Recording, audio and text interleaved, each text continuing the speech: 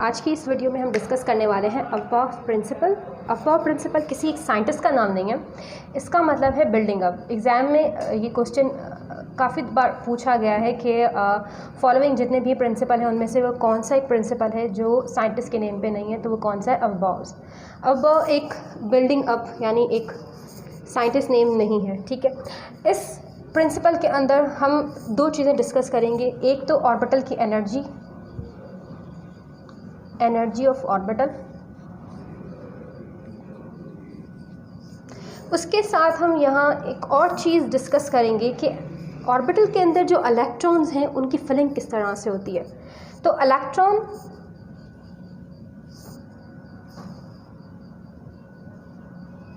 First occupy lower energy level, यानी कि जिस ऑर्बिटल की एनर्जी सबसे कम होगी पहले इलेक्ट्रॉन उसमें फिलअप, उसके बाद जिस तरह से इंक्रीजिंग ऑर्डर इंक्रीज़ होता चला जाएगा उस तरीके से आप इलेक्ट्रॉन को फिल करते चले जाएंगे। इस प्रिंसिपल को फॉलो करने के लिए हमारे पास एक रूल मौजूद है,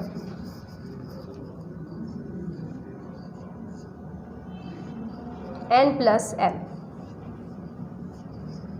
किसी भी ऑर्बिटल की एनर्जी जो है वो N+L रूल के डायरेक्टली प्रोपोर्शनल होगी, यानी N+L रूल की वैल्यू जितनी ज़्यादा होगी एनर्जी भी उस ऑर्बिटल की उतनी ही ज़्यादा होगी।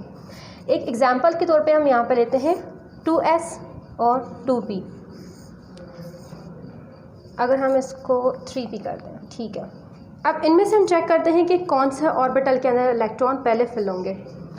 2s के लिए शेप, n की जगह हमने 2 रखा, s के लिए शेप हमारी क्या होती है 0, तो इसकी वैल्यू हमारे पास आई 2।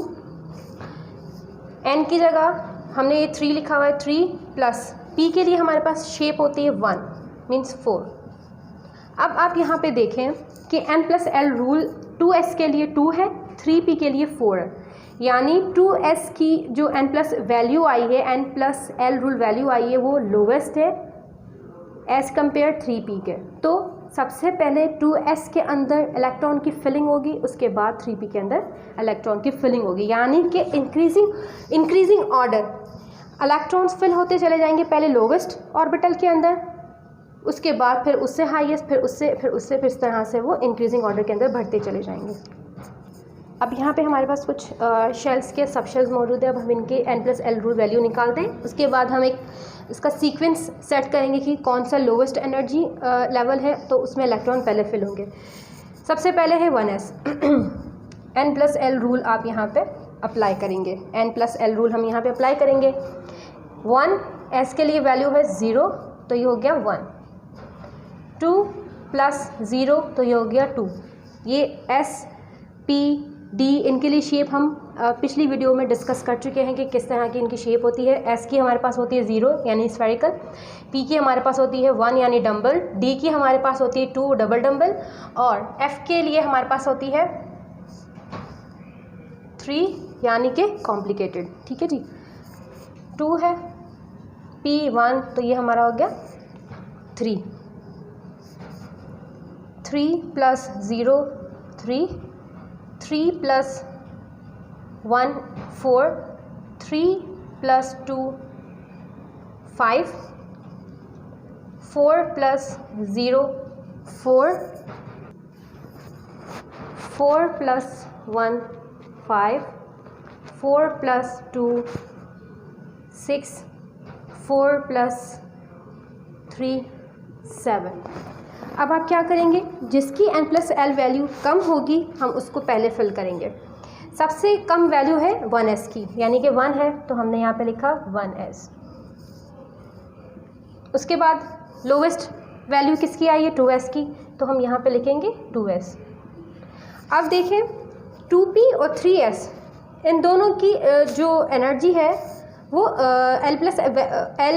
N+L वैल्यू जो है वो 3 में आई है, ठीक है। अब जब आपकी N+L वैल्यू सेम आ जाती है तो आपने क्या देखना होता है, जो उनका नंबर है, यानी n वैल्यू देखेंगे, n वैल्यू जिसकी कम होगी वो पहले जो है वो फिल होगा। अब 2p और 3s के अंदर 2 जो है वो n कम है 3 से, तो हम किसको पहले फिल करेंगे, 2p को, उसके बाद फिल होगा 3s।